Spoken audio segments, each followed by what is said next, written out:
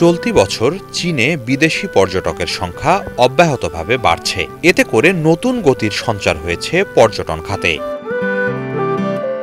বিশেষজ্ঞরা বলছেন, সম্প্রতি ভিসা নীতি শিথিল করাই টেনে আনছে এই বিপুল সংখ্যক পর্যটক। বিশেষ করে ৬ দিন বা ১৪৪ ঘণ্টা ভিসা ছাড়াই ৫৪টি দেশের নাগরিক চীনে অবস্থান করতে পারবে। এই নিয়ম তাদের আগ্রহী করে তুলেছে। প্রাচীন সভ্যতার অন্যতম পীঠস্থান চীনের বৈচিত্র্যময় ভূপ্রকৃতি ও নিসর্গ ছাড়াও এক একটি অঞ্চলের এক এক রকম সংস্কৃতি পর্যটকদের জন্য বিশেষ আগ্রহের বিষয়। স্ত্রীসহ গুয়াংশি শুয়াং প্রদেশের ইয়াংশু কাউন্টিতে অবস্থান করছেন ফরাসি এই পর্যটক। জানান, ১ বছর আগে যখন চীন সফর করেন সে সময় ভিসা পাওয়া অনেক জটিল ছিল, কিন্তু এবছরের অভিজ্ঞতা একেবারেই বিপরীত। কয়েকদিনের মধ্যেই আমাদের ছেলে মেয়েও আসছে।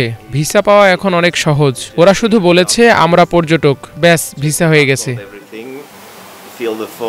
ভিসা ছাড়া চীনে অবস্থানের মেয়াদকাল আগামীতে আরও বাড়ানো হোক, এমনটি চাইছেন অনেক পর্যটক। সৌন্দর্যের লীলাভূমি বিশাল এই দেশ ঘুরে দেখার জন্য ৬ দিন মোটেই যথেষ্ট নয় বলছেন তারা।